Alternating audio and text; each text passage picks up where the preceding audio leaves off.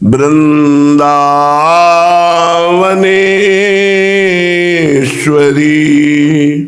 तवैव पदारविन्दम्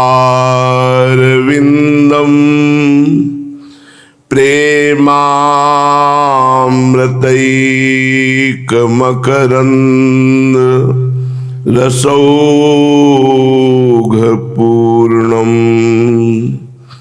हृद्यर्पितं मधुपते स्मरतापमोग्रं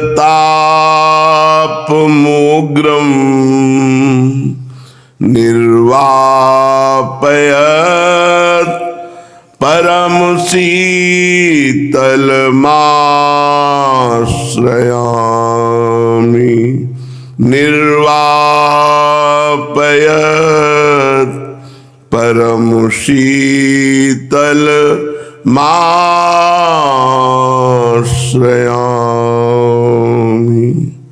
परम सच्चिदानंद घन प्रेमानंद स्वरूप नवनिभृत निकुंज महामहिम परम पावन श्री वृंदावन धाम के लाडले प्राणाराध्य प्राण प्रिय युगल सरकार श्री श्यामा श्याम जो समस्त सहचरी वृंद खग मृग पशु पंछी तरुलता यमुना रस रानी रजरानी समस्त ब्रजवासी परिकर के चरणों में कोटिशाह प्रणाम कोटिशाह नमन नमस्कार। अहेतु की कृपा श्री लाडली लाल की। हमें जन्म मरण से मुक्त होने की चिंता नहीं है, हमें चिंता है कहीं चिंतामणि का विस्मरण न हो जाए। बस खास साधना है बिसरी हो ना बिसारी हो, यही दान मोहि देहो। श्री हरिवंश के लाडले मोहि अपनी करी ले। हे प्यारे, मैं आपको भूलूं नहीं और आप भी कृपा करके कभी कभी याद कर लें कि आपका कोई दास है, कोई जन है। बस इतने में ही हमारा काम हो जाएगा। कभी कभी आप याद कर लें और निरंतर हमारी स्मृति आप में बनी रहे, फिर तो परवाह नहीं। चाहे जितने जन्म हो चाहे जितने मरण हो, इनकी कोई परवाह नहीं। आपकी स्मृति अखंड चलती रहे तो जन्म मृत्यु का कोई प्रभाव नहीं पड़ता। जन्म मृत्यु का प्रभाव उसी के ऊपर पड़ता है जो भगवान से विमुख है। नहीं तो जैसे पुराना कपड़ा त्यागने में कोई कष्ट नहीं होता, ऐसे शरीर को छोड़ने में महाभागवत को कोई कष्ट नहीं होता। जो जन्मत मरत दुषाह दुख होई, वो भगवान के भक्त को नहीं व्यापता है। इसलिए हमारे जीवन का लक्ष्य होना चाहिए भजन, निष्काम भजन, निरंतर भजन, गुप्त भजन। इससे बहुत जल्दी लाभ मिलेगा। निष्काम भजन, निरंतर भजन और गुप्त भजन। अगर कामनाएं भी हैं तो उनकी भी पूर्ति हो जाएगी। आप चिंता न करें, आपकी आवश्यकता की पूर्ति तो पहले से ही है, लेकिन कामनाओं की पूर्ति के लिए यदि भजन का प्रयोग करते हो तो ऐसा समझो जैसे मच्छर मारने के लिए ब्रह्मास्त्र का प्रयोग किया जाए। भजन तो अविद्या का नाश करके ऐसी स्थिति प्रदान करता है जहां कोई कामना ही न रह जाए।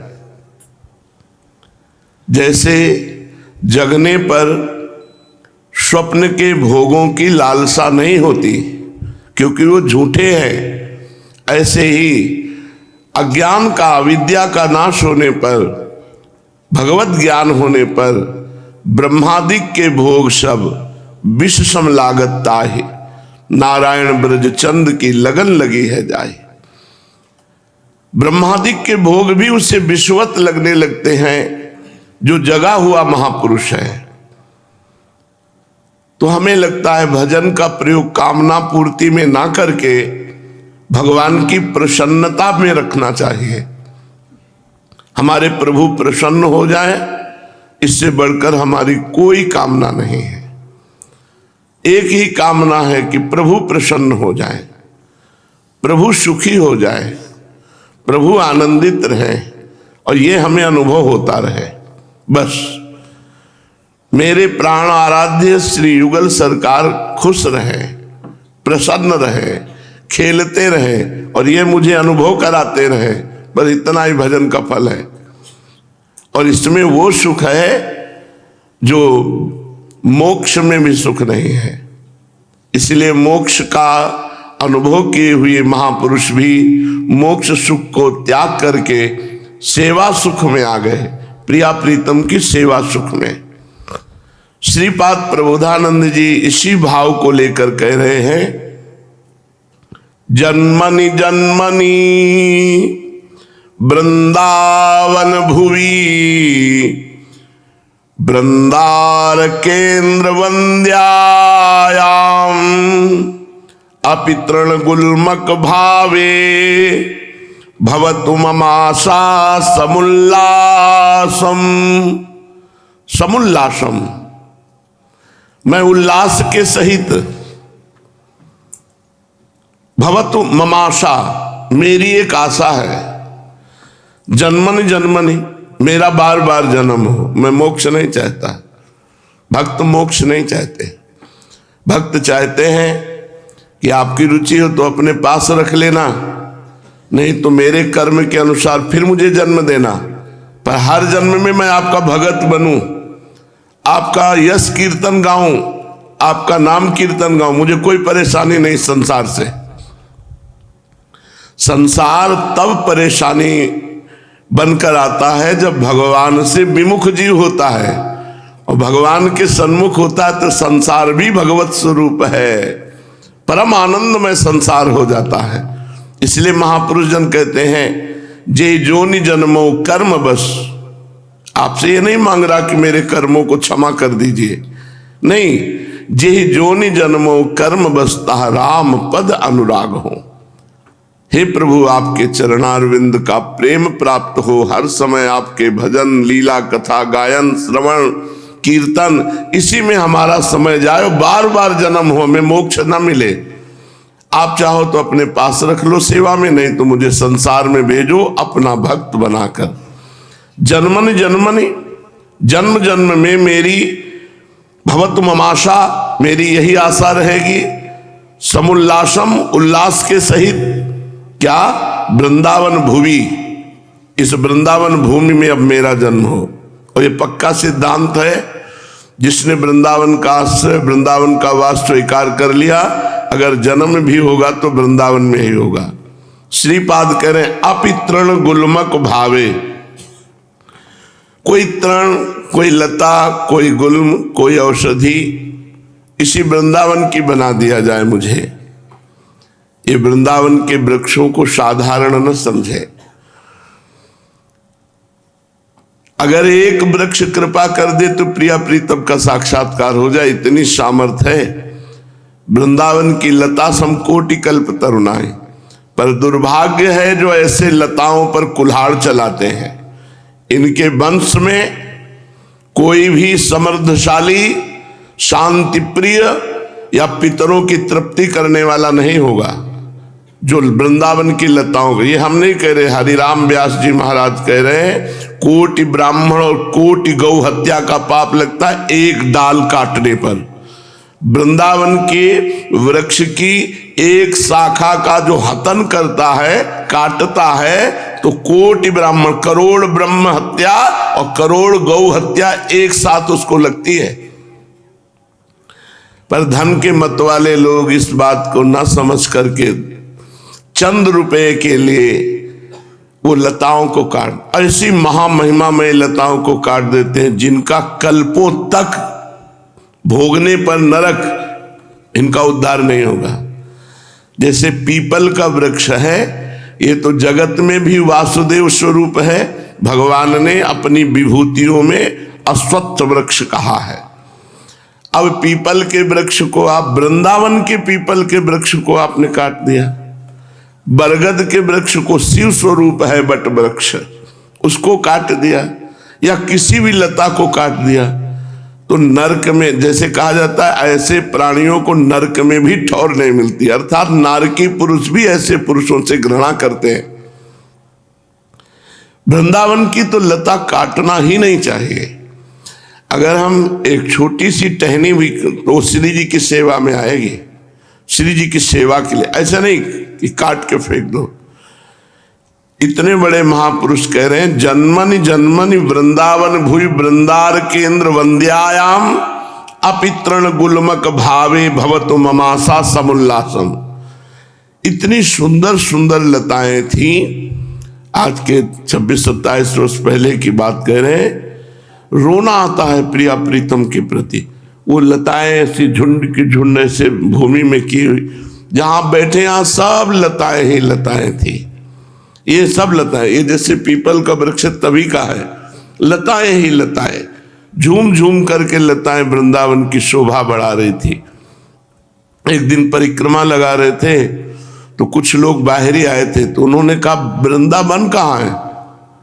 तुम कहा यही तो है जिसकी नहीं, बोले तो नगर है। वन कहाँ है? वन। उनके दिमाग में था कि वृंदावन मतलब कोई जंगल, तो बोले वो वन कहाँ है? तो मन में सकुच आता है। वास्तविक वृंदावन ही है, वृंदावन ही था, वृंदावन ही रहेगा, पर स्वरूप बदलता जा रहा है। बिल्डिंगें बढ़ती जा रही हैं, लताएं नष्ट होती जा रही, और इन लताओं के रूप में महापुरुष। कैसे बताएं तुम्हें? एक लता कृपा कर दे तो प्रिया प्रीतम की प्राप्ति हो जाए, जो किसी साधना से नहीं होती। इसीलिए वृंदावन की लता सम कोटि कल्प तरुणाए, रज की तुल वैकुंठ नहीं और लोक की हिमाए। एक संत भगवान बता रहे थे कि गहवर वन में कोई पहाड़ में चढ़कर एकांत में सोच बैठने लगा, तो आवाज आई, यहां मत बैठना सोच, यहां प्रिया प्रीतम खेलते हैं आकर के। खड़ा हुआ, आसपास देखा कोई नहीं, फिर सोचा ऐसे ही कान बज रहे होंगे, आवाज आ रही, फिर बैठे तो उस वृक्ष से आवाज आ रही थी जिसके नीचे बैठ गए, यहाँ सोच मत करना, यहाँ प्रिया प्रीतम आते हैं गहवर वन में खेलने के लिए। तो ये ब्रज है, ये वृंदावन है, यहाँ की हर लता महात्मा है, और लताओं की आशा पूर्ति के लिए प्रिया प्रीतम उनके नीचे बैठते हैं, बातें करते हैं, खेलते हैं। इसीलिए श्रीपाद कह रहे हैं, मैं जन्म जन्म मांगता हूं कि मेरा जन्म हो वृंदावन में, लेकिन किसी तृण, किसी गुल्म, किसी लता, किसी औषधि के रूप में हो। श्री वृंदावन धाम चिदानंद धाम है।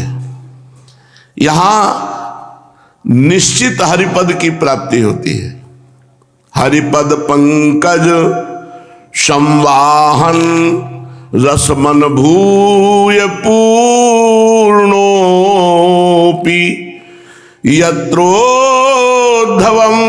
आसास्ते तृणताम तन्नौमि राधिका विपिनम। वृंदावन का वास का मतलब हरिपद की प्राप्ति। कोई तीर्थ समानता नहीं कर सकते। पवित्रता में वृंदावन की समानता कोई तीर्थ नहीं कर सकते। उज्ज्वलता में वृंदावन की समानता कोई धाम नहीं कर सकता। रसमयता महिमा में कोई भी पूरी, कोई भी धाम वृंदावन की समानता नहीं कर सकता। हरिपद में हम विराजमान हैं, वृंदावन वासी हैं, मानो हरिपद में विराजमान है। हरिपद पंकज संवाहन रसमन भूय पूर्णोपि। जिस समय आप वृंदावन का मन वचन कर्म से आश्रय ले लेंगे, तो यहाँ का एक प्रभाव है। हमारी बुद्धि स्वार्थवत होके यहां घूमेगी तो भी भजन बन जाएगा, भजन बन जाएगा।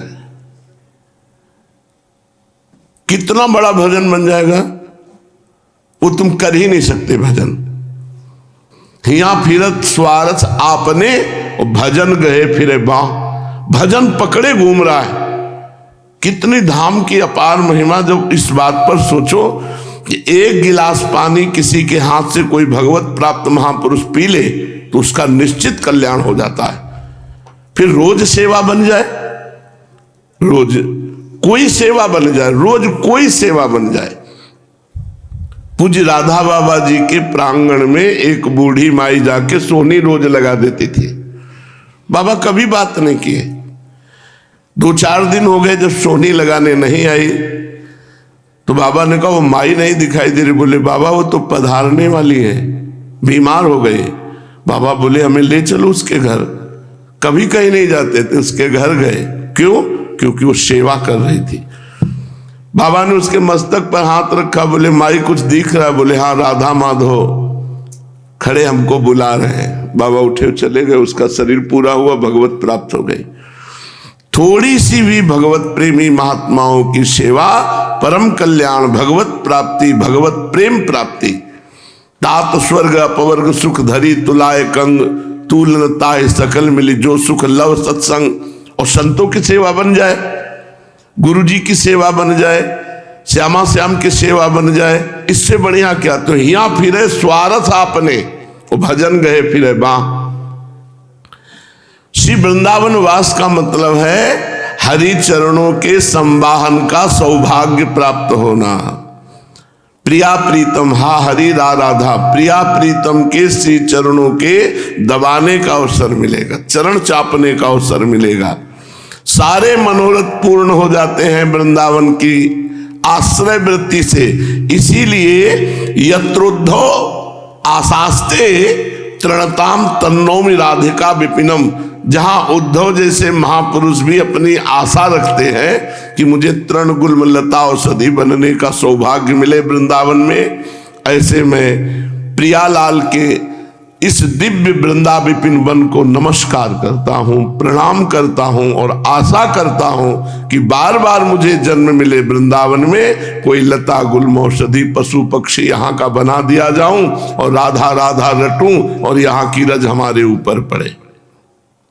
पूज्यपाद श्री उड़िया बाबा जी महाराज महापुरुषों के वचन परमार्थ और व्यवहार दोनों में पुष्ट कर देते हैं। ध्यान पूर्वक सुना जाए और उसे अपने आचरण में उतारा जाए। उपासक को सदैव ये अनुभव करना चाहिए कि भगवान हमारे समीप हैं। इससे तुमसे कभी पाप नहीं बनेगा, क्योंकि हमारे भगवान हमारे समीप हमें देख रहे हैं। 2 आदमी एक महात्मा के पास शिष्य बनने के लिए गए। महात्मा ने कहा कि एक काम करके लाओ, फिर तुम्हें हम शिष्य बना लेंगे। दोनों को तरबूज दिया और कहा ऐसे स्थान में काट के लाओ जहां कोई देखने वाला ना हो। वो गए, एकांत में काटा और लेकर आ गए, बैठ गए। बोले वो भी आ जाए। वो शाम तक तरबूज और चाकू लिए घूमते रहे, कहीं एकांत ही नहीं मिला। आके ऐसे समूचा तरबूज रख दिया। बोले महाराज जी असंभव, मेरे से तरबूज नहीं काटा जा सकता, क्योंकि आपका आदेश था एकांत जहां हो, कोई ना देखता हो, वहां से काट के ले आ। तो बोले तुम्हें ऐसा कोई स्थान ही नहीं मिला? दूसरे ने कहा हमें तो मिला महाराज जी, कोई नहीं देख रहा था, हम काट के ले आए। तो बोले तुम्हें क्यों नहीं मिला? बोले मैं जहां देखता हूं वहां लगता है भगवान तो है ही, और गुरु आज्ञा है कि कोई ना देखे, तो कोई में भगवान तो है ही, भगवान तो देख ही रहे। तो जो तरबूज काट के लाया था उससे कहा जाओ खा लो तरबूज, हो जाओ, तुम चेला बनने लायक नहीं हो। और जो नहीं काटा था उससे कहा तुम विवेकी हो, तुम सदैव भगवान को जब सर्वत्र देखते हो तो तुम्हारा काम बहुत जल्दी हो जाएगा। तो हर उपासक को ये देखना चाहिए कि भगवान हमारे समीप है, वो हमें देख रहे हैं। हमें कोई ऐसा काम नहीं करना चाहिए जो भगवान से विमुख हो, क्योंकि शरणागति का लक्षण है श्री कृष्ण अनुकूलेन प्रतिकूलस्य विसर्जनम। अपने आराध्य देव प्रभु के अनुकूल आचरण हो और प्रतिकूल आचरणों का त्याग हो। इसलिए सर्वत्र कहीं भी हो तुम्हारे पास प्रभु हैं, तुम्हें देख रहे हैं, ऐसा अनुभव करो। दूसरी बात, प्रभु हमारी सदा रक्षा कर रहे हैं, दृढ़ विश्वास करो। प्रभु हमारी सदा रक्षा कर रहे हैं। मैं कहीं भी हूं, कैसा भी हूं, प्रभु हमारी रक्षा कर रहे हैं। इससे आपको बहुत बड़ा बल मिलेगा, किसी का आश्रय नहीं रह जाएगा और प्रभु में अनन्यता आ जाएगी, प्रभु में समर्पण वृत्ति आ जाएगी। मेरे प्रभु सर्वत्र हैं, सब कुछ देख रहे हैं, मेरे प्रभु मेरे पास हैं, मेरी रक्षा कर रहे हैं। जब तक, ये तो एक परमहंस जी ने भी कहा था, जो बाबा कह रहे हैं, जब तक साधक प्रवृत्ति का बोझा लाद लेता है तब तक ना इष्ट प्राप्ति होती, ना वैभव, ना व्यवस्था। जब तक अहंकार पूर्वक मैं अपनी व्यवस्था कर लेता हूं, वो ऊंचाई पे नहीं चढ़ता। जब पूरा प्रवृत्ति का बोझा भगवान पे छोड़ करके निवृत्ति में परख, कभी घी घना, कभी मुट्ठी भर चना, कभी वो भी न बना, वाह वाह रे फकीरा वाह जी, पूर्ण रूप से भगवद आश्रित, तो भक्ति पूर्वक भगवद आश्रय होने के कारण उसकी प्रवृत्ति निवृत्ति परक हो जाने से प्रकृति अपने आप सेवा करने लगती, प्रकृति दासत्व को प्राप्त हो जाती है। ये माया उसकी दासी बन जाती है, जो भगवान को पूर्ण अपने आप को समर्पित कर देता, तो ऐश्वर्य, वैभव, ज्ञान, विज्ञान सब जागृत हो जाता है। शायद पकड़ पा रहे हो। अपनी जिम्मेवारी जब तक आप लिए हैं, अपना भार जब तक आप लिए हैं, तब तक कर्मों के हिसाब से मिलेगा आपको। और जब अपना भार प्रभु को समर्पित कर देंगे तो फिर प्रभु की इच्छा से मिलेगा आपको, कर्मों के अनुसार से नहीं मिलेगा। फिर हरि इच्छा, हरि प्रसाद कछु दुर्लभ नहीं। इसलिए विश्वास करो प्रभु पर और तल्लीन हो जाओ सब चिंता छोड़कर प्रभु में। फिर देखना उपासना परिपक्व होती है तब कैसे प्रकृति तुम्हारी सेवा करती है, कैसे रिद्धियां सिद्धियां तुम्हारी सेवा करती हैं, कैसे दिव्य भाव तुम्हारे अंदर जागृत होते हैं। इष्ट के लिए ही वृत्तियों का त्याग या ग्रहण करना चाहिए। हमारे इष्ट प्राप्ति में बाधक है तो त्याग, हमारी इष्ट प्राप्ति में ये व्यक्ति, ये वृत्ति, ये वस्तु बाधक है तो उसका त्याग, अपने सुख के लिए नहीं। उपासक इष्ट प्राप्ति के लिए एक एक वृत्ति का त्याग करता है। ये वृत्ति भगवत विमुख है, त्याग। ये व्यक्ति भगवत विमुख है, त्याग। ये वस्तु सेवन करने से भजन छूटता है, त्याग। जो व्यक्ति, वृत्ति, वस्तु, स्थान भगवत विमुख कर दे, भजन की हानि कर दे, उसका त्याग। उपासक इष्ट वृत्ति के लिए सर्वस्व त्याग करता है और विषयी पुरुष अपने अनुकूल प्रतिकूल, अनुकूल तो ग्रहण किया, प्रतिकूल तो त्याग कर दिया। भजन करते समय उपासक को ना तो भूत का चिंतन करना चाहिए ना भविष्य का। वर्तमान को मंगलमय करो, तुम्हारा भूत भी मंगलमय हो जाएगा और भविष्य भी उज्जवल हो जाएगा। जब तुम वर्तमान में वृत्ति कृष्णाकार कर दोगे तो तुम्हारा भविष्य भी महान उज्जवल, भूत भी परम पावन हो जाएगा। चित्त का निरंतर इष्ट देव के चिंतन में लगे रहना ही सबसे बड़ी साधना है। जो मित भाषण कम बोल करके अधिक से अधिक भजन करता है, उसका इष्ट देव के प्रति अनन्य चिंतन होने लगता है और अनन्य चिंतन ही साधना है, अनन्य चिंतन ही सिद्धावस्था है। ध्यान केवल अपने इष्ट के नाम का, मंत्र का, रूप का, लीला कथा का। तुम्हारे ध्यान में कोई और रूप ना आने पावे, व्यक्ति, वस्तु, स्थान। हमारे ध्यान में हमारे आराध्य देव हों, नेत्रों में आराध्य देव की ही झलक होनी चाहिए। अगर हम किसी व्यक्ति से बात किया और हटने के बाद उसकी छवि आ गई तो तुमने राग कर लिया उस व्यक्ति से। नहीं, बात करने के बाद उसकी छवि नहीं आनी चाहिए दिमाग में। अगर हमने किसी वस्तु का सेवन किया और सेवन के बाद हमारा चिंतन उसी में, तो हमने राग पूर्वक सेवन किया। इसलिए हमें हर व्यक्ति वस्तु स्थान से राग रहित होकर व्यवहार करना है कि एकांत में हमारे चित्त रूपी दर्पण में किसी का प्रतिबिंब न पड़े, केवल आराध्य देव। ये प्रवीणता, ये चतुरता रखनी होती है। भगवान अनंत है, उनके नाम अनंत है, उनके रूप अनंत है, उनकी लीला अनंत है।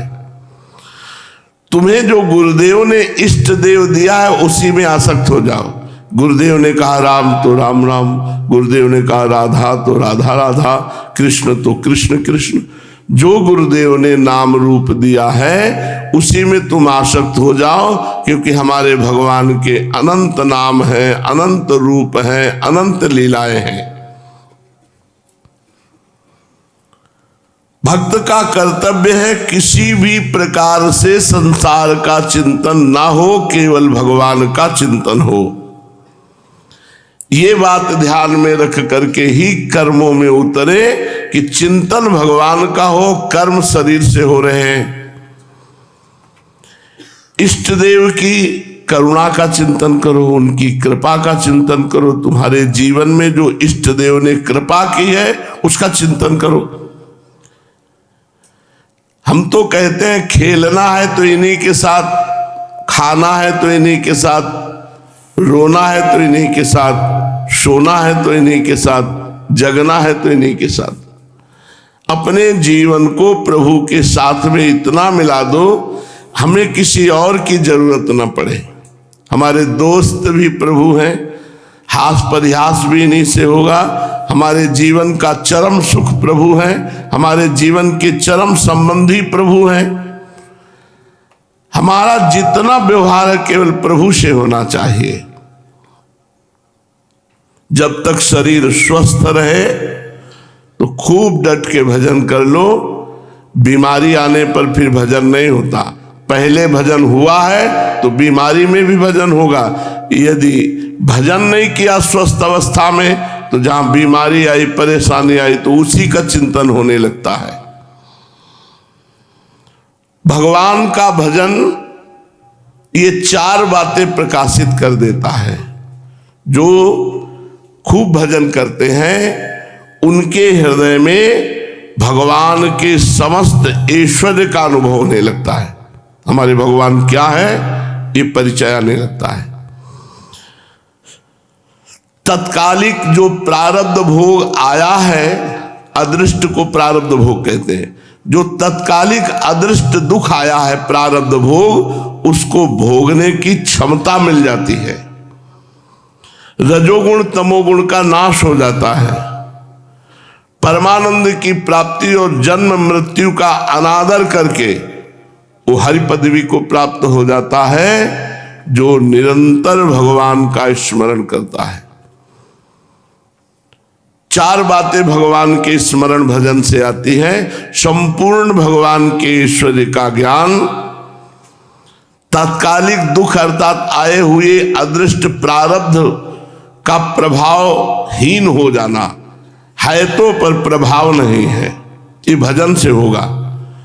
रजोगुण तमोगुण का नाश और परमानंद की प्राप्ति तथा जन्म मृत्यु का अभाव।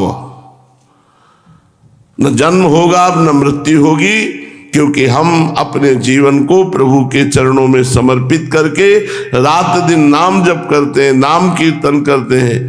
निश्चित आप इस बात पर ध्यान दें, सब साधन एक तरफ और नाम जप एक तरफ।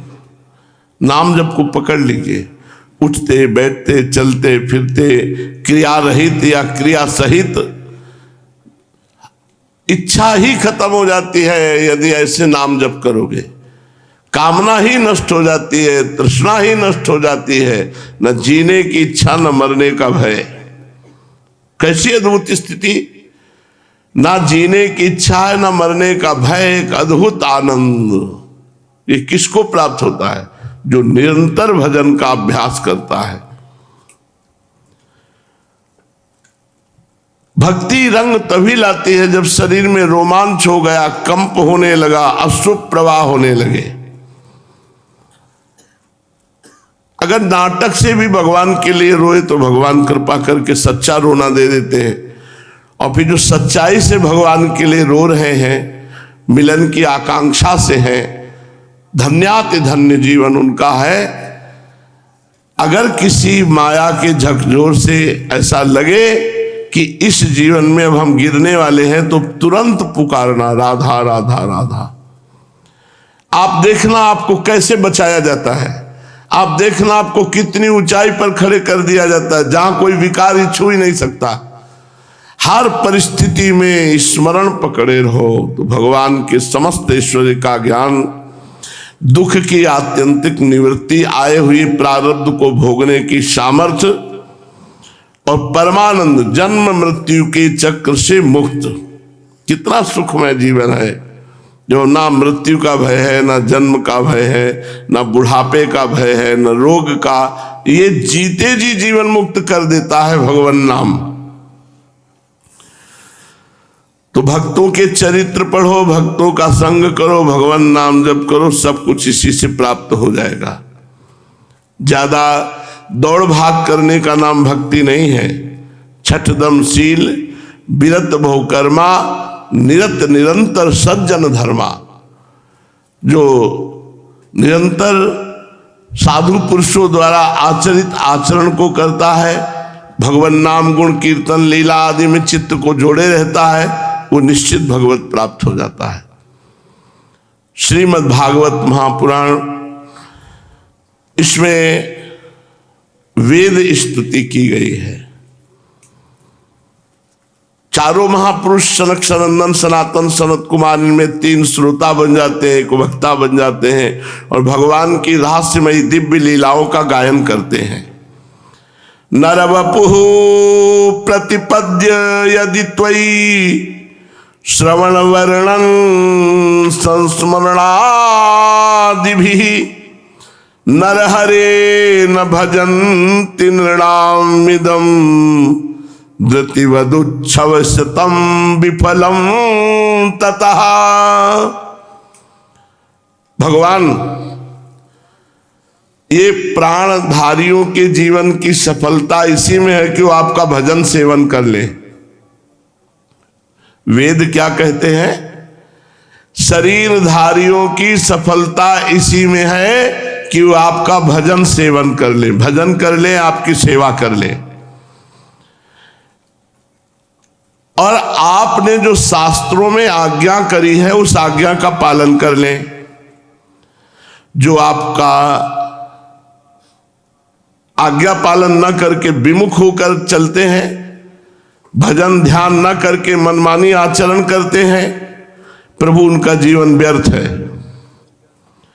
उनके शरीर में श्वास का चलना ठीक वैसा ही जैसे लुहार की धौकनी में हवा का आना जाना। महातत्व अहंकार आदि ने आपके अनुग्रह से आपके उनमें प्रवेश करने पर ही इस ब्रह्मांड की सृष्टि की है। ये 5 कोशों से जीवात्मा माया में टिका हुआ है। अन्नमय कोश, प्राणमय कोश, मनोमय कोश, विज्ञानमय कोश और आनंदमय कोश। इन 5 कोशों में पुरुष रूप से रहने वाला जो मैं की स्फूर्ति करता है वो आप ही है, पर अपने स्वरूप को भूलकर वो जीव मानने लगा। बहुत सुंदर बात है। इन 5 कोशों का बाध हो जाने पर ही अपने स्वरूप का अनुभव होता है। अन्नमय कोश, प्राणमय कोश, मनोमय कोश, विज्ञानमय कोश, आनंदमय कोश। पीछे इनकी व्याख्या विवेक चूड़ामणि से हुई है। आपके ही अस्तित्व से उन 5 कोशों का अस्तित्व अनुभव में आता है। और जब ये 5 कोश नहीं रहते तब आपका साक्षात्कार होता है।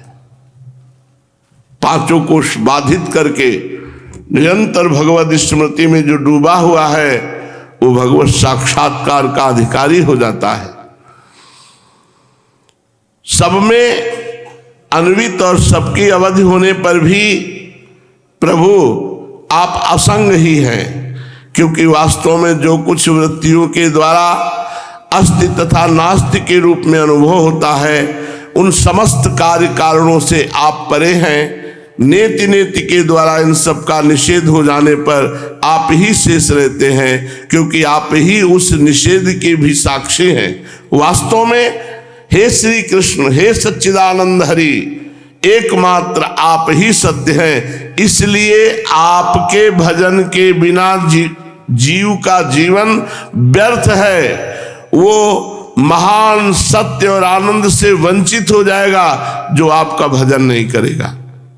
हे नरहरे, मनुष्य शरीर प्राप्त करके यदि जीव आपके नाम, लीला, गुण इनका श्रवण, वर्णन, स्मरण नहीं करता तो उसका जीवन बिल्कुल बेकार है। बेकार जीवन, बेकार में श्वासें जा रही है। अगर आप हर श्वास नहीं नाम जप करते तो आप अपना समय बर्बाद कर रहे हैं, पीछे पछताना पड़ेगा। भगवान ऋषियों ने आपकी प्राप्ति के लिए अनेकों मार्ग बताए हैं। स्थूल दृष्टि वाले जो हैं वो मणिपूरक चक्र में अग्नि रूप से आपकी उपासना करते हैं। अरुण वंश के ऋषि समस्त नाड़ियों के निकलने के स्थान हृदय में आपकी उपासना करते हैं। हृदय से ही आपको प्राप्त करने का श्रेष्ठ मार्ग सुषुम्ना नाड़ी ब्रह्मरंध्र तक जाती है। जो पुरुष उस ज्योतिर्मय मार्ग को प्राप्त कर लेता है उसे ऊपर की ओर बढ़ता है, फिर वो जन्म मृत्यु के चक्कर में नहीं पड़ता। आपको इन सब बातों के चक्कर में नहीं पड़ना। देखो, हम आपको एक माई की बात बताते हैं। वो भगवान की शरणागति थी तो मकर संक्रांति का योग लगा। भीष्म जी 6 महीना बाणों की सैया पर इस घड़ी का इंतजार कर रहे थे। मकर संक्रांति का संयोग महान पर्व, श्रीधाम वृंदावन और प्रियालाल के चिंतन में उसका शरीर छूटा। इतना बड़ा योग तो बड़े बड़े योगियों को नहीं प्राप्त होता, और वो प्राप्त हो गया केवल शरणागति से, श्री जी के प्रति शरणागति से। ये योग तो बड़े बड़े योगियों 6 महीना इंतजार किया इस योग के लिए। भीष्म पितामह जी ने, इच्छा मृत्यु का वरदान था। मकर संक्रांति, उत्तरायण, श्रीधाम वृंदावन, प्रिया प्रीतम का चिंतन, ये संयोग बड़े बड़े सिद्धों को नहीं प्राप्त होता। जो बड़े बड़ों को नहीं प्राप्त हुआ, शरणागत को प्राप्त हो गया, श्री जी के शरणागत को। भगवान देवता, मनुष्य और पशु पक्षी आदि योनियां आपने ही बनाई है। सदा सर्वत्र सब रूपों में आप ही हैं। इसलिए कारण रूप से प्रवेश न करने पर भी आप ऐसे जान पड़ते मानो उसमें प्रविष्ट हुए हों। साथ ही विभिन्न आकृतियों का अनुकरण करके कहीं उत्तम तो कहीं अधम रूप प्रतीत होते हैं। जैसे आग छोटी बड़ी लकड़ियों और कर्मों के अनुसार प्रचुर अथवा अल्प परिणाम में उत्तम या अधम रूप से प्रतीत होती है। इसलिए खोपड़ी खोपड़ी अलग अलग बनी है, परमात्मा एक ही है। कहीं नीच आचरण हो रहे हैं, कहीं उच्च आचरण हो रहे हैं। संतजन ये नहीं देखते, संतजन क्रिया नहीं देखते, कारण तत्व को। कारण श्री हरिवंश भनम। इसीलिए संत पुरुष लौकिक पारलौकिक कर्मों की दुकानदारी से, उनके फलों से पूर्ण रूप से विरक्त हो जाते हैं और अपनी निर्मल बुद्धि से सब में वही परमात्मा है ये जानकर इन झूठे रूपों का त्याग कर देते हैं और सत्य स्वरूप आपका साक्षात्कार कर लेते हैं। बड़े बड़े ऋषि मुनियों ने बहुत सी पद्धतियां बताई है भगवत प्राप्ति के लिए, लेकिन प्रभु जिसने आपका आश्रय लेकर आपका नाम जब शुरू कर दिया वो मृत्यु भय का नाश कर देता है और आपको हृदय में ही प्रकाशित कर देता है। एक है बड़ी साधना के द्वारा सुषुम्ना नाड़ी खुल जाए तो खुल जाए, और एक है सुषुम्ना मार्ग संचारी, स्वयं आप ही है। गोपाल शास्त्र नाम में वर्णन, तो आपकी शरण में हो गया, शरीर में सुषुम्ना मार्ग खुल गया। प्रभु जो आपकी शरण में होकर आपका नाम जप कर रहे हैं, दुनिया के अन्य साधनों से वो विरक्त है, वो जन्म मृत्यु पर विजय प्राप्त कर लेते हैं, मृत्यु के भय का नाश करके वो परम पद के अधिकारी हो जाते हैं। प्रभु जीव जिन शरीरों में रहता है वे उसके कर्म के अनुसार मिलते हैं। जैसे कर्म किए हो वैसे ही आपको रूप मिला है, वैसे शरीर मिला है। वास्तव में वो शरीर नहीं है, वो शरीर उसकी पोशाक है, पर वो इस शरीर आवरण को ही अपना स्वरूप मान बैठता है। देख लो सब लोग यही लग रहा है मैं ये हूं।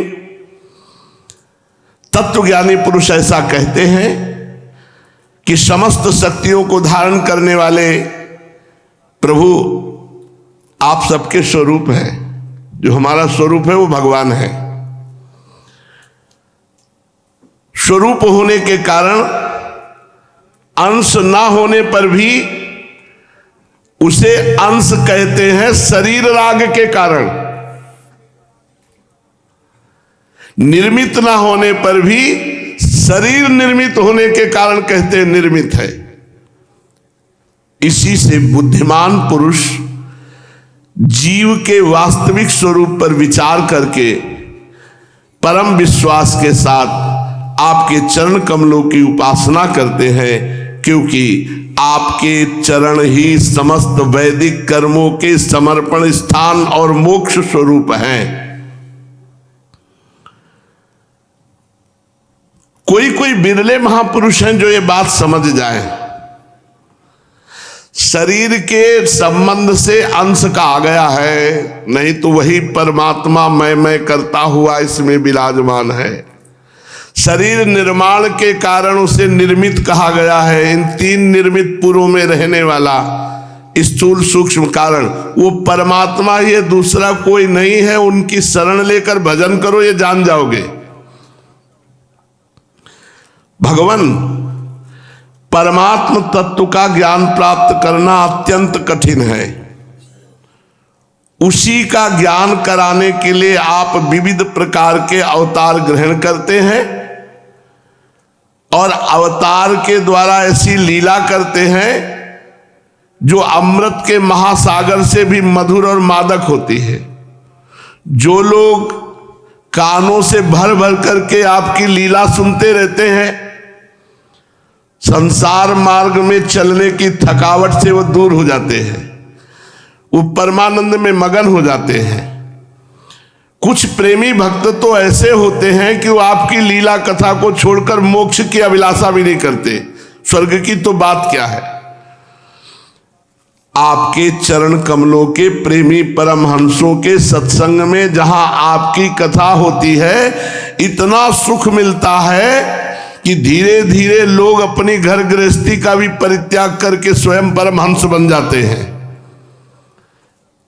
भाव यह है कि जो शरीर में फंस गया है उसे चाहिए कि खूब नाम जप करे, भगवत कथा सुने, इसी से वो परमहंसों की गति को प्राप्त हो जाएगा। प्रभु यह शरीर आपकी सेवा करके, कथा सुनकर, नाम जप करके आपकी प्राप्ति का साधन बन जाता है। तब यही शरीर बड़ा आत्मा हितैषी प्रिय नजर आता है जब भजन होता है। और जब ये भजन से विमुख तो यही नरक पहुंचाता है, यही रोग का दुख देता है, यही विशेष विशेष चिंतन के फसाव वाली जलन वृत्तियां देता है। प्रभु आप जीव के सच्चे हितैषी प्रीतम और आत्मा ही हैं, सदा सर्वदा जीवों को अपनाने के लिए तैयार हैं। कोई कितना भी बड़ा पापी हो, भगवान की शरण में आ जाओ, भगवान आज भी हाथ फैलाए खड़े, आ जाओ, अपिचेत्सु दुराचारो भजते माम अनन्य भाग साधुरेव समन्तव्या सम्यक व्यवसिता हिसा।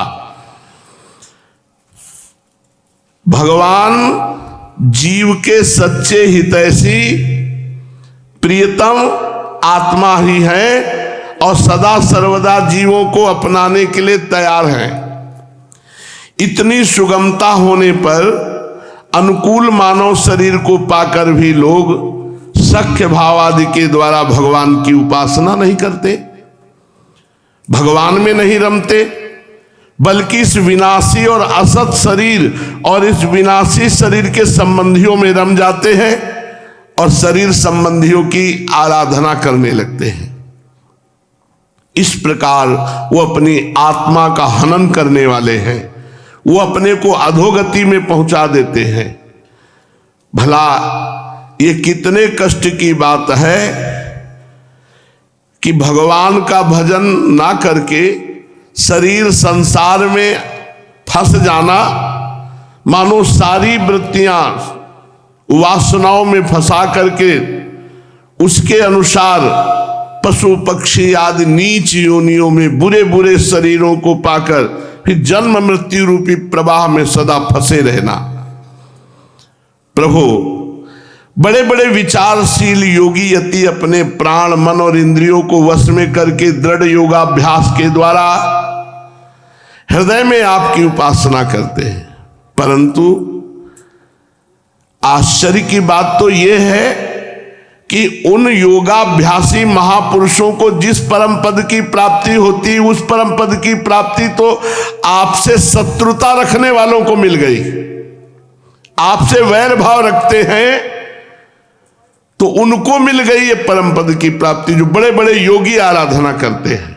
कहां तक कहूं भगवान, वे स्त्रियां जो अज्ञानवश आपकी अजान बाहु भुजा देखकर, आपके सुकोमल अंग देखकर, आपका मुखारविंद देखकर जो काम भाव से युक्त हो गई, उनको वो परम पद मिला जो हम वेद की श्रुतियों को भी अभी तक नहीं मिला है।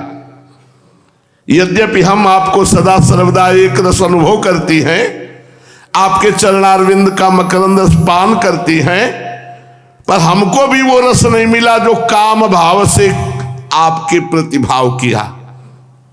क्यों न हो, आप समदर्शी हैं, आपकी दृष्टि में उपासक के परिच्छिन्न या अपरिच्छिन्न भाव में कोई अंतर नहीं होता। भगवान, आप अनादि और अनंत हैं, जिसका जन्म और मृत्यु समय से सीमित है, वो भला आपको कैसे जान सकता है। बहुत सुंदर विषय है, अब पवित्र बुद्धि होगी तभी समझ में आएगा ये। स्वयं ब्रह्मा जी, निवित्री परायण सनकादि जी, प्रवृत्ति परायण मरीच आदि भी बहुत पीछे उत्पन्न हुए हैं। ये सब जिस समय आप सबको समेट कर सो जाते हैं, उस समय ऐसा कोई साधन नहीं रहता जिससे उनके साथ ही सोया हुआ जीव आपको जान सके। इसीलिए जैसे सबको अंतिम में तो भगवान के पास जाना है, लेकिन अंधकार में भगवत स्वरूप में लीन हो जाओगे और जहां सृष्टि होगी तो फिर जन्म होगा। जानकर भगवान में लीन हो, जानत तुम्हें तुम्हें हो जाए। इसलिए भगवान को जानने की चेष्टा ना करके भगवान का भजन करना सर्वोत्तम। राधा राधा कृष्ण कृष्ण कृष्ण। प्रभु, कुछ लोग मानते हैं कि असत जगत की उत्पत्ति होती है, कुछ लोग कहते हैं कि सतरूप दुखों का नाश होने पर मुक्ति मिलती है, दूसरे लोग आत्मा को अनेक मानते हैं, कई लोग कर्म के द्वारा प्राप्त होने वाले लोक और परलोक रूप व्यवहार को सत्य मानते हैं। इसमें संदेह नहीं कि सभी बातें भ्रम मूलक हैं और वे आरोप करके ही ऐसा उपदेश करते हैं। हे प्रभु, त्रिगुणमय पुरुष है, इस प्रकार भेदभाव केवल अज्ञान से होता है और आप अज्ञान से सर्वथा परे हैं। इसलिए किसी भी प्रकार के ज्ञान की चिंता ना करके सीधे भजन करना चाहिए। भजन करो, सब ज्ञान हो जाएगा। ये झूठे तर्क विवाद के द्वारा भगवान को नहीं जाना जा सकता, भजन के द्वारा भगवान को जाना जा सकता है। इसलिए ज्ञान स्वरूप परमात्मा को जानने की चेष्टा ना करके खूब भजन करो, अपने आप जान जाओगे। प्रभु, ये त्रिगुणात्मक जगत जैसे स्वप्न झूठा, ऐसे ये जगत झूठा है। लो, भजन नहीं करोगे तो तुम्हें सत्य दिखाई देगा, और सत्य दिखाई देगा तो तुम इसे झूठा मान ही नहीं सकते। जैसे स्वप्न में हम सुख दुख देखते हैं तो जागने पर झूठा दिखाई देता है, उस समय तो सत्य दिखाई देता है। ऐसे ही अभी अविद्या में हम सो रहे हैं, जब तक ज्ञान में जगेंगे नहीं तब तक ये संसार हमें बिल्कुल सत्य नजर आ रहा है। स्त्री पुत्र धन मकान खाना पीना बड़ी मौज मस्ती। प्रभु, परमात्मा और जगत ये पृथक प्रतीत होने वाला पुरुष कल्पना मात्र है, सत्य नहीं है। आप ही हो, कोई और जीव नहीं है, आप ही हो। वास्तव में असत्य होने पर इस शरीर और संसार के आप सत्य की ऐसी महिमा है कि सत्य सा प्रतीत हो रहा है। इसलिए भोक्ता भोग्य और दोनों के संबंध को सिद्ध करने वाली इंद्रियां, जितना भी जगत है, आत्मज्ञानी पुरुष इसे ब्रह्म रूप अनुभव करता है। जैसे सोने से बने हुए कड़े, सोने से बने हुए कुंडल जब स्वर्णकार के पास ले जाएंगे तो वो कुंडल के दाम नहीं देगा, वो कड़े के दाम नहीं देगा, वो सोने का दाम देगा। तुम कहो कड़ा कितने का है, तो बोले रुको 100 ग्राम सोना है इसमें, उसका इतना रुपया है। ऐसे ही ये शरीर जड़ चैतन्य बने हुए हैं, ज्ञानी पुरुष इन पर नहीं फंसता। इनमें जो विराजमान तत्व है, जैसे कुंडल और कड़े में विराजमान स्वर्ण तत्व है, ऐसे सब में विराजमान भगवत तत्व है। जैसे स्वर्णकार स्वर्ण तत्व की कीमत देखता है, ऐसे ही भक्त सब जगह भगवान को देखता है। इसलिए ये जगत आत्मा में कल्पना से है, सत्य नहीं है। आत्मा ही सत्य है, परमात्मा ही सत्य है। जो लोग ये समझते हैं कि आप समस्त प्राणियों और पदार्थों के अधिष्ठान हैं, सबके आधार हैं, सर्वात्म भाव से खूब आपका भजन सेवन करते हैं, सब में जो आपको देखते हैं, आप में जो सबको देखते हैं, खूब डट के भजन करते हैं, तो ये मृत्यु को तुच्छ समझकर उसके सिर पर लात मार करके विजय प्राप्त कर लेते हैं। भजन भजन सार बात, खूब भजन, डट के भजन। जो लोग आपका भजन नहीं करते, वो चाहे जितने बड़े विद्वान हो, उन्हें आप कर्मों का प्रतिपादन करने वाली श्रुतियों से पशुओं के समान बांध लेते हैं। इसके विपरीत जिनको कोई ज्ञान नहीं, केवल भजन करते हैं, वो अपने प्रेम संबंध से आपको बांध लेते हैं। ये समझो, जो भजन नहीं करते, कितने बड़े विद्वान हो, आप उनको कर्मों के जाल में फांस करके पशुओं के समान बांध लेते हैं। और जो कुछ नहीं जानते, राधा राधा राधा कृष्ण कृष्ण कृष्ण हरि हरि हरि खूब भजन कर रहे हैं, वो आपको बांध लेते हैं। तो वो परमात्मा को प्रेम बंधन से बांध लेते हैं। वो अपने को ही नहीं बल्कि जगत को पावन करने वाले बन जाते हैं, जगत के बंधन से जगत को छुड़ा देते हैं। ऐसा सौभाग्य भला आपसे विमुख लोगों को कैसे प्राप्त हो सकता है। प्रभु, आप मन बुद्धि और इंद्रिय आदि करणों से, चिंतन कर्म आदि के साधनों से सर्वथा रहित हैं, फिर भी आप समस्त अंतःकरण और बाह्य करणों की शक्तियों से सदा सर्वदा संपन्न हैं। आप स्वतः सिद्ध ज्ञानवान स्वयं प्रकाश हैं, अतः कोई काम करने के लिए आपको इंद्रियों की आवश्यकता नहीं है। जैसे छोटे छोटे राजा अपनी अपनी प्रजा से कर लेकर अपने सम्राट को कर देते हैं, वैसे ही मनुष्यों के पूज्य देवता, देवताओं के पूज्य ब्रह्मा आदि अपने अधिकृत प्राणियों से पूजा स्वीकार करके सब आपकी ही पूजा करते हैं, आपको ही पूजा समर्पित करते हैं। इसलिए हम जहां पूजा करें आपकी भावना से करें। सब भयभीत हैं हे प्रभु आपसे, चाहे वो ब्रह्मा हो चाहे कोई लोकपाल हो, नित्य मुक्त आप मायातीत हैं। फिर भी जब अपने ईक्षण मात्र से, संकल्प मात्र से माया के साथ क्रीड़ा करते हैं, तब आपका संकेत पाते ही जीवों के सूक्ष्म शरीर और उनके सुप्त कर्म संस्कार जग जाते हैं और चराचर प्राणियों की उत्पत्ति होती है। प्रभु आप परम दयालु हैं। आकाश के समान सब में सम होने के कारण ना तो कोई आपका अपना है और ना तो कोई पराया है, पर जो आपका भजन करते हैं वो अपने हैं और जो विमुख है वो पराये हैं। वास्तव में आपके स्वरूप में मन और वाणी की गति ही नहीं है। आप में कार्य कारण रूप प्रपंच का अभाव होने से बाह्य दृष्टि से आप शून्य के समान ही जान पड़ते हैं, परंतु उस दृष्टि के भी अधिष्ठान होने के कारण आप परम सत्य हैं। भगवान आप नित्य एक रस हैं। ये जीव असंख्य हो और सब के सब नित्यम सर्वव्यापक हो, तब तो वे आपके समान ही हो जाएंगे। उस हालत में शासित हैं और आप शासक, ये बात बन ही नहीं सकती। तब आप उनका नियंत्रण ही नहीं कर सकते। उनका नियंत्रण आप तभी कर सकते हैं जब वे आपसे उत्पन्न हो और आपकी अपेक्षा न्यून हो। इसमें संदेह नहीं कि सब के सब जीव, इनकी एकता या विभिन्नता आपसे ही उत्पन्न हुई है। इसलिए आप उनमें कारण रूप से रहते हुए भी उनके नियामक हैं।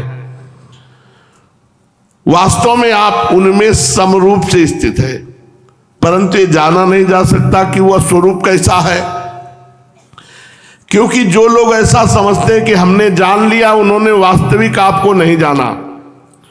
उन्होंने तो केवल अपनी बुद्धि के विषय को जाना, जिससे आप बहुत परे हैं।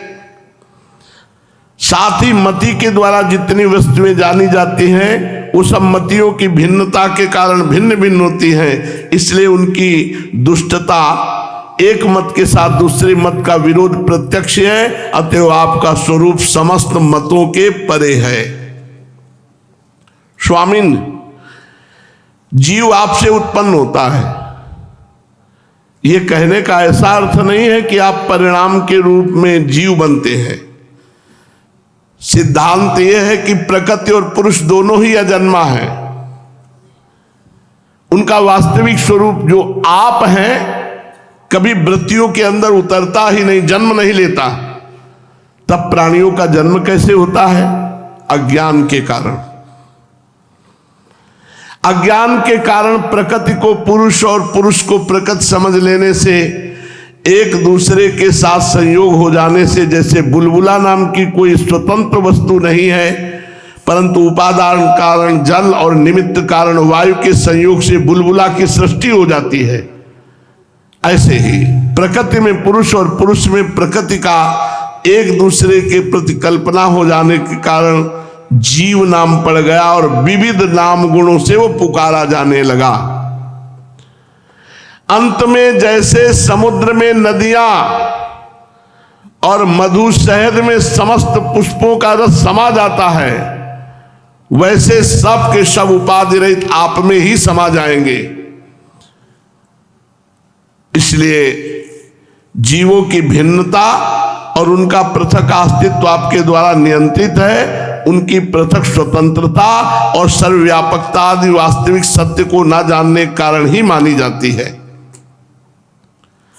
हे भगवान, सभी जीव आपकी माया के भ्रम से भटक रहे हैं, अपने को आपसे अलग मानकर जन्म मृत्यु के चक्कर काट रहे हैं।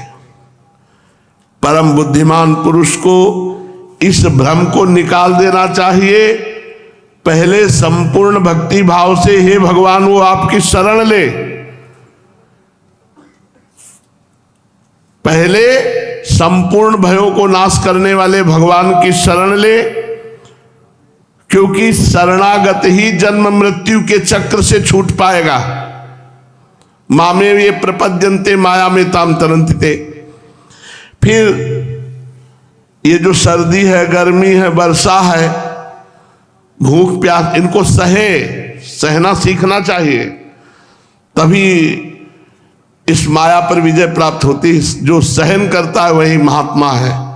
काम को, क्रोध को, लोभ को, मोह को, मद को, गर्मी, सर्दी, बरसात, भूख प्यास, निंदा, स्तुति, मान अपमान, ये सब सहो। ये काल चक्र तभी तक भयभीत करता है जीव को जब तक वो आपकी शरण में आके भजन नहीं करता। आप शरणागत का पालन करने वाले हैं,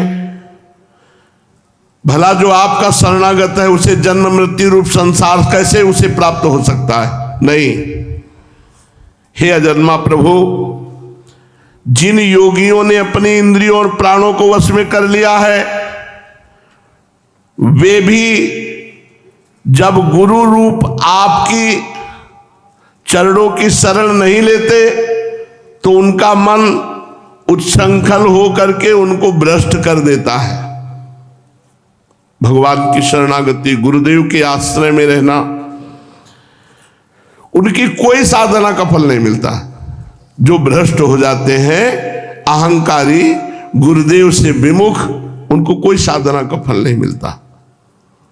उन्हें बार बार खेद मिलता है, सैकड़ों विपत्तियां मिलती, श्रम और दुख हाथ लगता है। उनकी वैसी दशा होती है जैसे समुद्र में बिना नाविक के नाव पर बैठे हुए लोगों की हो। तात्पर्य यह है कि जो मन को वश में करना चाहते हैं, उन्हें कर्णाधार गुरुदेव के चरणों का आश्रय लेकर उनके द्वारा दिए हुए नाम मंत्र को खूब जपना चाहिए। हे प्रभु, आप अखंड आनंद स्वरूप शरणागतों के आत्मा हैं। आपके रहते स्वजन, पुत्र, देह, स्त्री, धन, महल, पृथ्वी, प्राण, रथ, इनसे कोई प्रयोजन नहीं है। जो लोग सत्य सिद्धांत को नहीं जानते, वो स्त्री सुख में फंस जाते हैं, वो पुरुष संबंध में फंस जाते हैं। संसार में भला ऐसा कौन है जो इन भोगों में फंसा हो, उसे सुखी किया जा सके? नहीं। जब तक भजन नहीं तब तक सुख नहीं।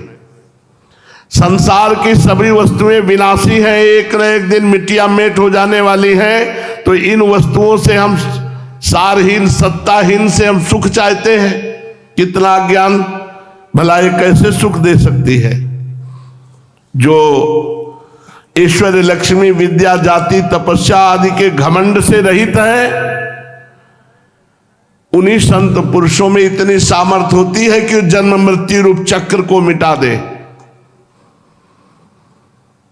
घमंड नहीं होना चाहिए। तपस्या का, लक्ष्मी का, ऐश्वर्य का, वैभव का, यश कीर्ति का घमंड, वे ही संत इस पृथ्वी तल पर परम पवित्र और सबको पवित्र करने वाले पुण्य में सच्चे तीर्थ स्थान है, जिनको किसी बात का घमंड नहीं है, खूब भजन करते हैं।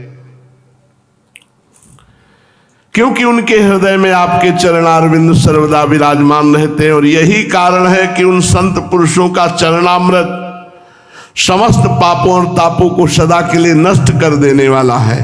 हे भगवान, आप नित्य आनंद स्वरूप आत्मा ही हैं, और जो एक बार भी आपको अपना मन समर्पित कर देता है, आप में अपना मन लगाने की चेष्टा करता है, तो आपकी उस पर विशेष कृपा होती है।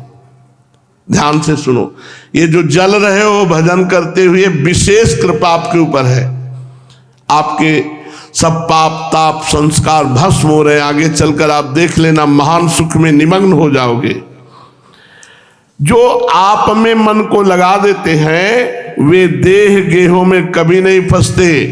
जो जीव के विवेक, वैराग्य, धैर्य, क्षमा और शांति आदि गुणों का नाश करने वाले हैं, ऐसे आचरणों में वो कभी नहीं फंसते जो आपके शरणागत हैं, आपका नाम मंत्र जपते हैं।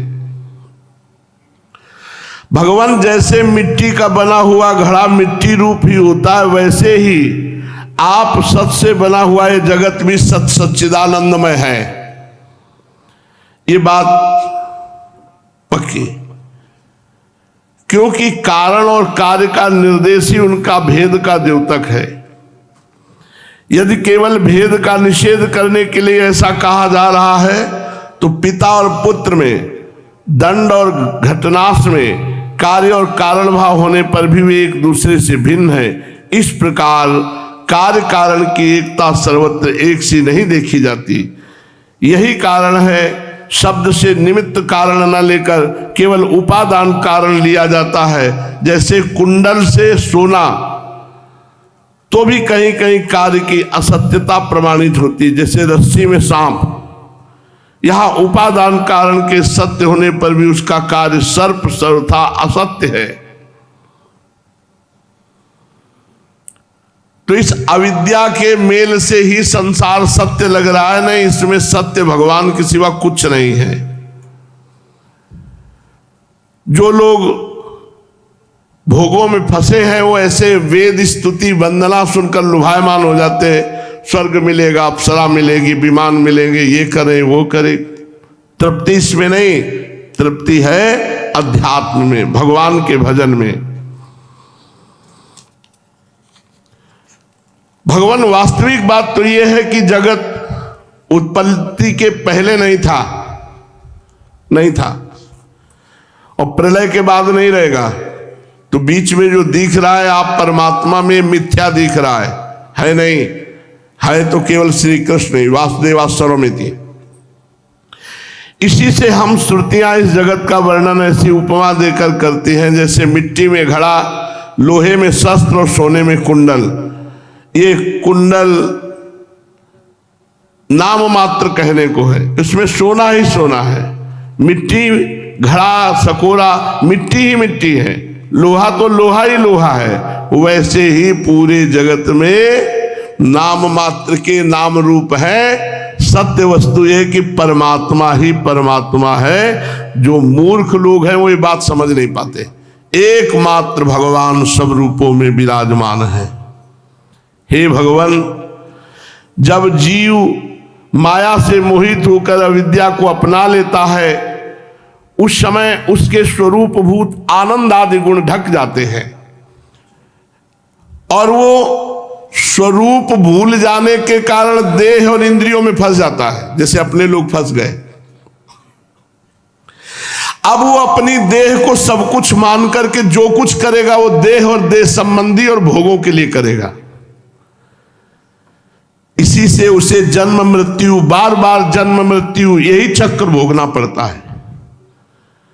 परंतु जिन्होंने आपके चरणों का आश्रय ले लिया तो इस शरीर से ऐसे संबंध नहीं रखते जैसे सांप अपनी केचुल से संबंध नहीं रखता। शरीर से संबंध नहीं रखना। या शरीर क्या, बाहर कितने संबंध बनाए हुए हैं। प्रभु, ये अनिमादि अष्ट सिद्धियों से युक्त परमेश्वर में आपकी स्थिति है। इसी से आपका ऐश्वर्य, धर्म, यश, श्री, ज्ञान, वैराग्य अपरिमित है, अनंत है। वह देश काल और वस्तुओं की सीमा से आबद्ध नहीं है। भगवान, यदि मनुष्य योगी यति होकर भी हृदय की विषय वासना को उखाड़ नहीं फेंका तो क्या फायदा हुआ योगी यति बने। जैसे असाधकों के लिए आप दुर्लभ हैं, ऐसे साधकों के लिए भी दुर्लभ है। यदि वासना उखाड़ के नहीं फेंका हृदय से, काम क्रोध आदि की। जैसे कोई अपने गले में मणि पहने हो और याद न रहने पर वो इधर उधर भटक रहा हो, तो ऐसे जो साधक अपने स्वरूप को भूल चुका है वो इंद्रियों की तृप्ति करने में विषयों में भटक जाता है, वो विषयों से विरक्त नहीं होता। जीवन भर वो दुख ही दुख भोगता रहता है, क्योंकि वो साधक नहीं, दंभी है, पाखंडी है। एक तो अभी मृत्यु से छुटकारा नहीं मिला, दूसरा वो लोगों को रिझाने लगा, धन कमाने लगा, अब दुख ही दुख भोगेगा। शास्त्र आज्ञा का उल्लंघन करने के कारण परलोक में नरक भी भोगना पड़ता है। भगवान आपके वास्तविक स्वरूप को जानने वाला पुरुष दिए हुए पुण्य और पाप कर्मों के फल, सुख एवं दुख को नहीं भोगता। क्यों? क्योंकि वो भोक्ता भाव से ऊपर उठ जाता है। ये भजन से होगा, सिर्फ भजन से, बातों से नहीं, भोक्ता भाव से ऊपर उठा जाता। उस समय विधि निषेध के प्रतिपादक शास्त्र भी उससे निवृत्त हो जाते हैं। वो देहाभिमानी नहीं बचा, इसलिए उसके ऊपर कोई भी शासन नहीं। जैसे कुंतलों पुआ कचौड़ी सब पा गए दुर्वासा जी और कहा, मैं कसम खा के कहता हूं कि दूर्वा अंकुर के रस के सिवा अपनी जबान में कुछ नहीं रखा, क्योंकि भोक्ता भाव के ऊपर है। इसलिए सब गोपियों ने अपने हाथ से प्रसाद पवाया, लेकिन दुर्वासा जी ने मानो पाया ही नहीं, पाते हुए भी नहीं पाया। देहाभिमानी को बंधन प्राप्त होता है, बस एक बार जीवन मुक्त हो जाओ, आनंद ही आनंद।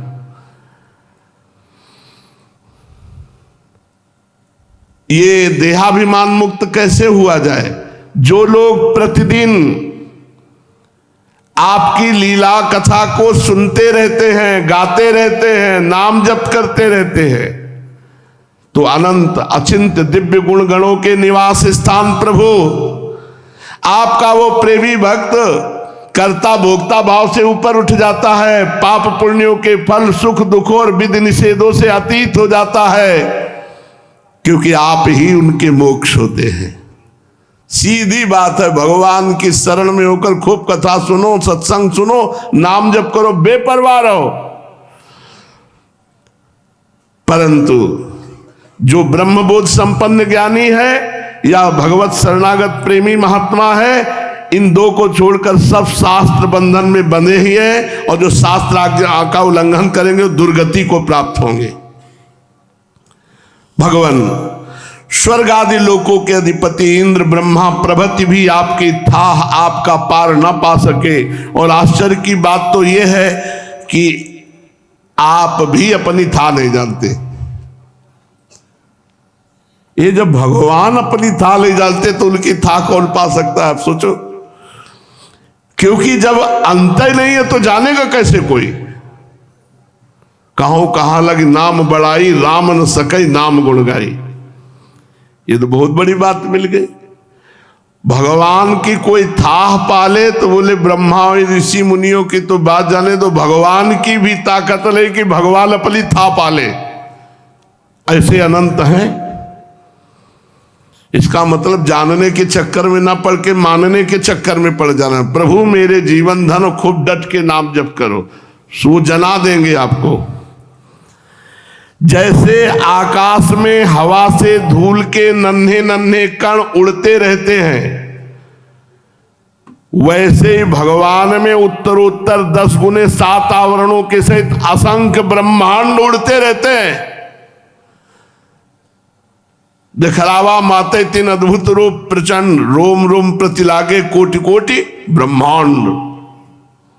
कैसे कोई पार पावे भगवान का? आपकी सीमा कैसे मिले? हम श्रुतियां भी आपके स्वरूप का साक्षात वर्णन नहीं कर सकती। आपके अतिरिक्त वस्तुओं का निषेध करते करते अंत में अपना भी निषेध कर देती है, और अपनी सत्ता खोकर आप में हम सफल हो जाती हैं। भगवान नारायण ने कहा, देवर्षि, इस प्रकार सनकादि ऋषियों ने आत्मा और ब्रह्म की एकता बतलाने वाले उपदेश को सुनाया और आत्मस्वरूप को जाना। नित्य शुद्ध होने पर भी उपदेश से कृतकृत्य होकर उन लोगों ने सनंदन की पूजा की। नारद, सनकादि ऋषि सृष्टि के आरंभ में उत्पन्न हुए थे, अतएव वे सबके पूर्वज हैं। उन आकाशगामी महात्माओं ने इस प्रकार समस्त वेद पुराण और उपनिषदों का रस निचोड़ लिया है। ये जो हमने सुनाया है सबका सार सर्वस्व है। देवर्षि, तुम भी उन्हीं के समान ब्रह्मा के मानस पुत्र हो। उनकी ज्ञान संपत्ति के उत्तराधिकारी हो। तुम भी श्रद्धा के साथ इस ब्रह्मात्म विद्या को धारण करो और स्वच्छंद भाव से पृथ्वी में विचरण करो। यह विद्या मनुष्यों की समस्त वासनाओं को भस्म कर देने वाली है। श्री सुखदेव जी कहते, परीक्षित, देवर्षि नारद बड़े संयमी, ज्ञानी, पूर्ण काम और नैष्ठिक ब्रह्मचारी हैं। वे जो कुछ सुनते हैं उन्हें उसकी धारणा हो जाती है। भगवान नारायण ने उन्हें जब इस प्रकार उपदेश किया तब उन्होंने बड़ी श्रद्धा से उसे ग्रहण किया और उनसे ये कहा। देवर्षि नारद ने कहा, भगवान आप सच्चिदानंद स्वरूप श्री कृष्ण हैं, आपकी कीर्ति परम पवित्र है, आप समस्त प्राणियों के परम कल्याण मोक्ष के लिए कमनीय कलावतार धारण किया करते हैं, मैं आपको नमस्कार करता हूं। परीक्षित, इस प्रकार महात्मा देवर्षि नारद आदि सब ऋषि भगवान नारायण को और उनके शिष्यों को नमस्कार करके स्वयं मेरे पिता श्री कृष्ण द्वैपायन जी के आश्रम पर गए। भगवान वेदव्यास ने उनका यथोचित सत्कार किया। वे आसन स्वीकार करके बैठ गए। इसके बाद देवर्षि नारद जी ने जो कुछ भगवान नारायण के मुंह से सुना था वह सब कुछ मेरे पिताजी को सुना दिया। राजन, इस प्रकार मैंने तुम्हें बतलाया कि मन वाणी से अगोचर और समस्त प्राकृत गुणों से रहित परब्रह्म परमात्मा का वर्णन श्रुतियां किस प्रकार करती हैं, उसमें मन का प्रवेश कैसे होता है, यही तो तुम्हारा प्रश्न था। परीक्षित, भगवान ही इस विश्व का संकल्प करते हैं, भगवान ही आदि मध्य और अंत में स्थित रहते हैं। प्रकृति और जीव दोनों के स्वामी हैं। उन्होंने इसकी सृष्टि करके जीव के साथ इसमें प्रवेश किया है और शरीरों का निर्माण करके वे ही उनका नियंत्रण करते हैं। जैसे गाढ़ निद्रा सुसुप्ति में मगन पुरुष अपने शरीर का अनुसंधान छोड़ देता है, वैसे ही भगवान को पाकर ये जीव माया से मुक्त हो जाता है। भगवान ऐसे विशुद्ध केवल चिन्मात्र तत्व हैं कि उनमें जगत के कारण माया अथवा प्रकृति का रत्ती भर भी अस्तित्व नहीं है। वे ही वास्तव में अभय स्थान है। उन्हीं का चिंतन निरंतर करते रहना चाहिए। सार बात, भगवान का निरंतर नाम जप करो, निरंतर चिंतन करो। ये